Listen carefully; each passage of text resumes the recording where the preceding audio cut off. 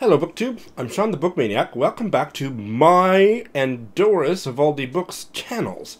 We are doing a series of conversations about these Faber stories, which are standalone volumes published this year to commemorate Faber's 90th anniversary.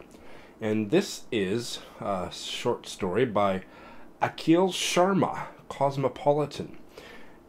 And I have never read any Akhil Sharma and have wanted to, so this is a great way to have a little taste of his charms. Akhil Sharma was born in 1971 in Delhi and has lived in America since he was 8 years old.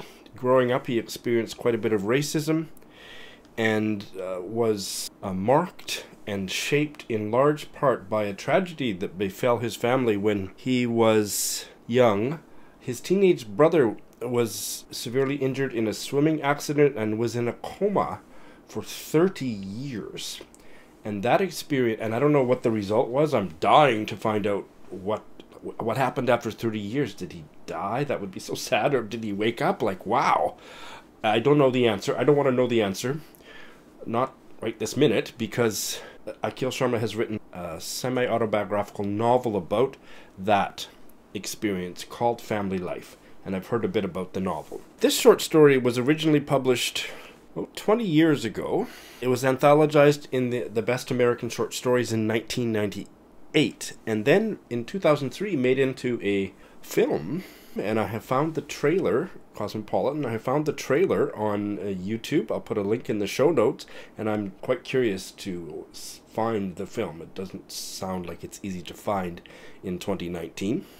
I guess the only other novel that he's written is his debut, An Obedient Father, in 2000. I remember hearing, I think it was Eric, that raved about his collection of short stories, A Life of Adventure and Delight, which came out in the summer of 2017, and I believe this one may, even though it was published much earlier, yes, first time it was published in book form or in a collection of his own fiction was in that 2017 book. And I love Indian fiction. I have to say that I'm not underwhelmed by this, but I can't so far see what the fuss is about. I will say that the writing is really good. I love the tone of it. I'm being carried along. I find the story itself quite cliched.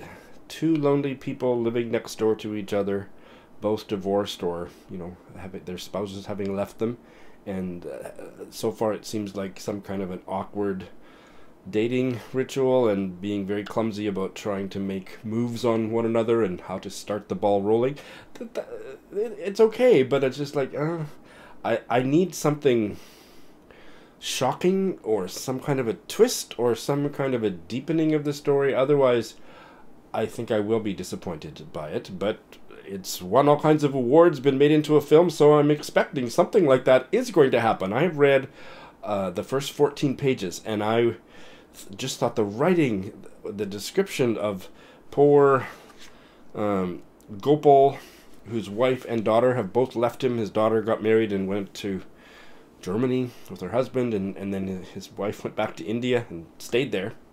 She was going back for a visit, and then she stayed, and so he's a retired, I don't know exactly how old he was, but he took early retirement, so he could be in his 50s, and is living in the house alone, and just his loneliness is described so evocatively that it was almost difficult to read, but also with a touch of humor. He had showered and sleeping in the living room and all of that dusty kitchen table, and the next door neighbor comes to borrow his lawnmower, and he makes a really ham-handed pass at her, and she says, "Not now," which just fills him with hope, and that's what's happened in the story so far.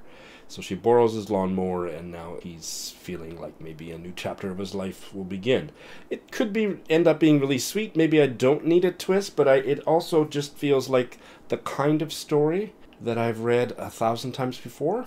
So I'm hoping something will happen in the remainder of the story to make it unique and make it something that sparks some kind of readerly joy, but not yet. In the main, I'm feeling positive, but just thinking, okay, this needs to go somewhere to impress me. I hope it does. Doris, how about you? Hey, Shawn. Well, yeah, I don't know that I have much to say either. I felt instant sympathy for both of the characters, and that was quite an awkward little moment in the tool shed. But other than that, yeah, it's ironically reading like a little romance that you would find in a magazine. And I say ironically because that alludes to the title Cosmopolitan I read on the blurb. Armed with Cosmopolitan magazine as his Bible, he embarks on a quest for suburban romance. So hopefully our little Gopal is at least going to be successful on his quest. I will say, I mean, because I'm all about a sweet romance now and again, so far so good. But I will say, though, one of our someone commented on a recent Faber Stories video of ours that she had picked up this one in the airport. I think it was Hardcover Hearts was the commenter.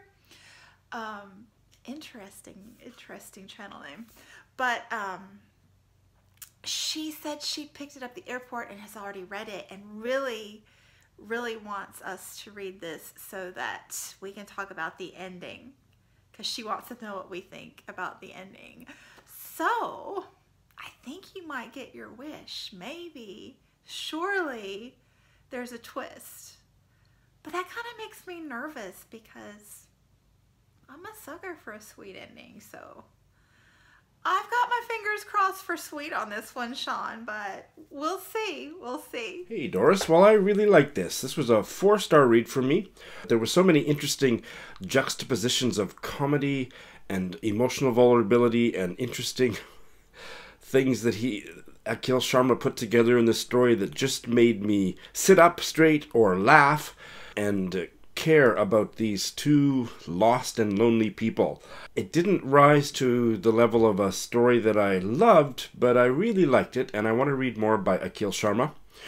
I love the ambiguity of the ending, which you could put a positive or a negative spin on, and that is the kind of story that I like. Nothing is tied up with a bow. I will be thinking about this story in the coming days, pondering that open-ended non-ending and thinking about how she felt when she opened the door and what he had on his mind and on his agenda when he went to her door.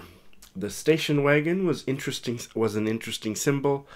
The Cosmopolitan magazine, of course, as you said, and the cultural differences and how possible or impossible is it to transcend the culture one knows and grows up with. I'm living that one, baby. So yeah, really interesting story. I am dying to hear what you thought. Hey, Shawn. Me too. I ditto everything you said. 4 stars. I really enjoyed this one. It wasn't like, wow, but it was good. I also appreciated that it was a story later in life, the second time around, if you will, and that they came from 2 different worlds, and he showed some of the struggles inherent in that. And I really appreciated that you mentioned that old station wagon, because I hadn't really thought about it the first time I read it. So I went back and read that little bit again, and it really made sense to me. And I loved the ambiguity of the ending, because you just don't know. You just don't know in life whether, you know, those relationships, are they going to be the one, the second one, or just become a really good person that you depend upon and you know, as you travel through your path in life. Anyway, very enjoyable read, funny and poignant, and yes, a good one. Thanks so much for watching, everyone, and we will be back soon with the next installment. Bye.